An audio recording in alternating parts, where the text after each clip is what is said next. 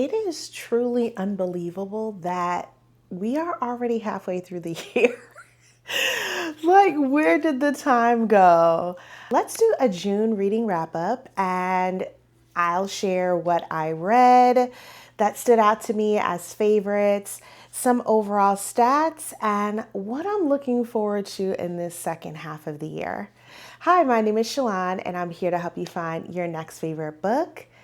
I am going to tell you right now, I felt all over the place in June, from Black Romance Book Festival ending literally at the beginning of June to some work travel and just like a lot of things in motion in June. I think my reading felt a bit scattered. Now is the start of the second season of Bookmark by Shalon Live.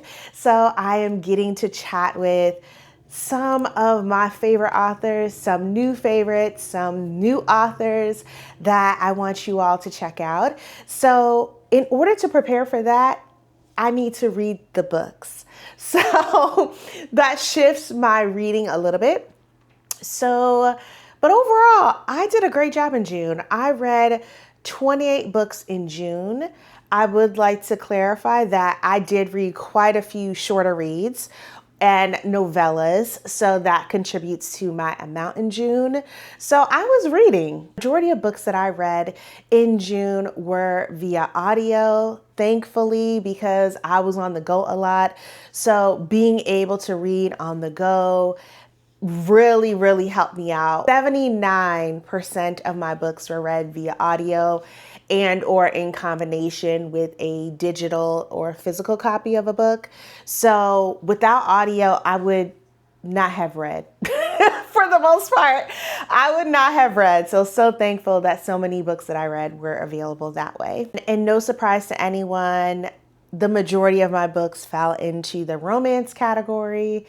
And the majority of the books that I read were also emotional stories. It's just something about a heart-tugging read that will get me every time, like where I feel like my heart is in a vice grip, trying to figure out what's going to happen next for these characters. I just love them so much, even though they hurt so bad. But I am going to keep reading them. I just really enjoy them.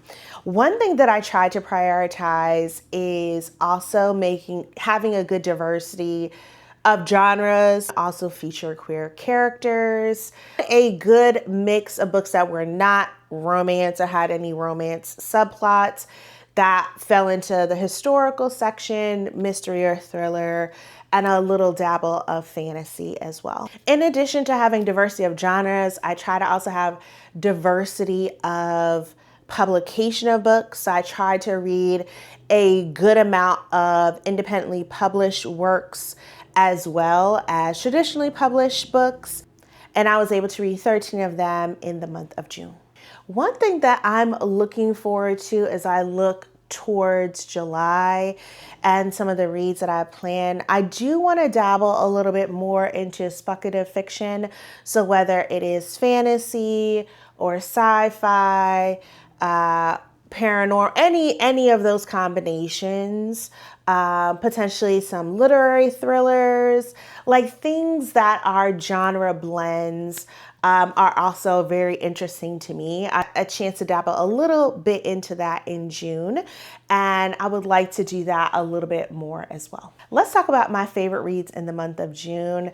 They show a diversity of genres, diversity of authors, and each of these books, if you have not read them already, they need to be at the top of your reading list. This list is in no particular order. This is just, all of these should be on your reading list for a variety of reasons. First up is Don't Cry for Me by Daniel Black.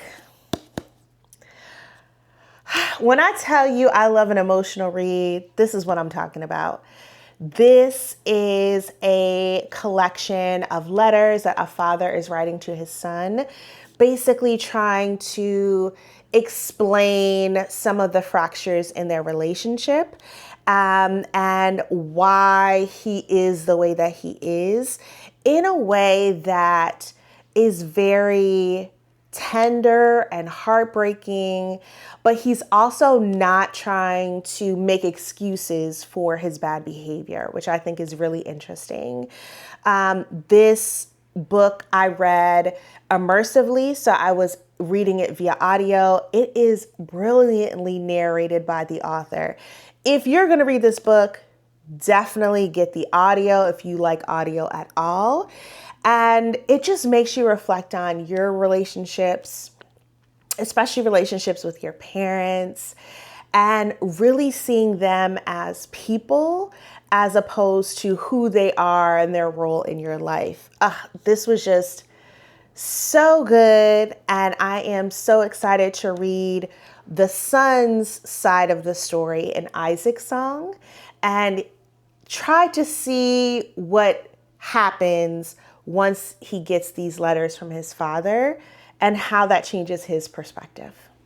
Next up, as much as I love an emotional read, I love a book that will make me laugh out loud. And that was The Six Loves of Ebony Jones by Terreece M. Clarke. When we say that there's a lack of rom-coms in media, we are not talking about in the literary space, especially our indie authors. In this story, Ebony is tired of dating and all of these men not living up to expectations. After a very eventful dating situation, she goes viral for talking about how trash dating is. And she's also a journalist who's at the crossroads in her career and is like really trying to figure out where her place is in an industry that's continuously changing. She gets an opportunity to do a piece in reference to the great loves of her life after she goes viral. And it puts her in the path of a vacation fling who ghosted her. And she has to work with him on the project because he is a photojournalist. This was just so good, so funny, also very reflective as she's figuring out her role in all of these relationship failures from the past and how she wants to approach dating and love in the future. I just absolutely love it. The supporting characters are so fun, and I'm so excited that this will be a series. So I can't wait to see who from this book is going to pop up in the next one. Is it the beginning of summer if you don't have that quintessential summer read, that frothy romance that is sweet and just makes you feel good? I can say that I have officially started summer because I read The Summer Girlfriend by Kristina Forrest.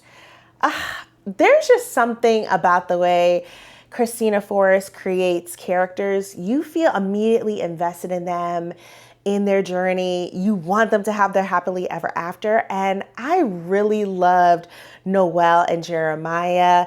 This is set in a small Black founded beach town in New Jersey.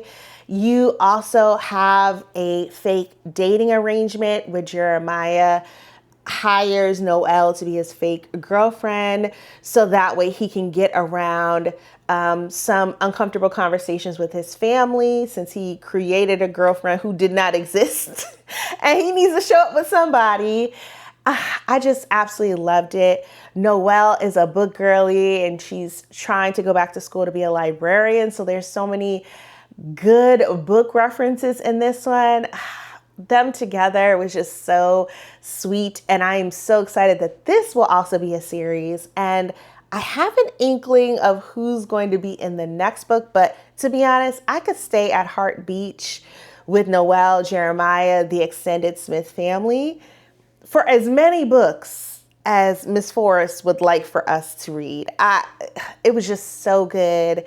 And just the perfect read if you want something sweet and just epitomizes summer. Next up is a novella that when I tell you I love this one from beginning to end, It is Baggage Claim by Alexandra Warren. What I can tell you is I really do not understand how she was able to fit so much story in so few pages. I would suggest going into this book as blind as possible. It'll be worth it. All you need to know is two strangers meet at the airport and decide to pursue a connection that they're feeling. And it's just so good. There's like this sense of adventure because you do not know this person and you get to know them a bit. The chemistry between these two, just so good. Because of reading Baggage Claimed, I needed more from Alexandra Warren, but my time was limited. So I dived into her Building 402 collection, which is also available on audio. Read through each of them, absolutely loved it. I am now on a mission to incorporate more Alexandra Warren into my life because I don't know what I've been missing. Last year I read If Only for the Summer and really enjoyed that read. And it's time for me to dive deeper into her catalog. So I plan to do that over the next few months. It had a lot of unexpected twists for me, but I can say I really enjoyed most of my reads in June. I have some authors that I am now going to be diving deeper into their catalogs because if this is what you can do in this book, I need to see your backlist. I need to read all of your other books too.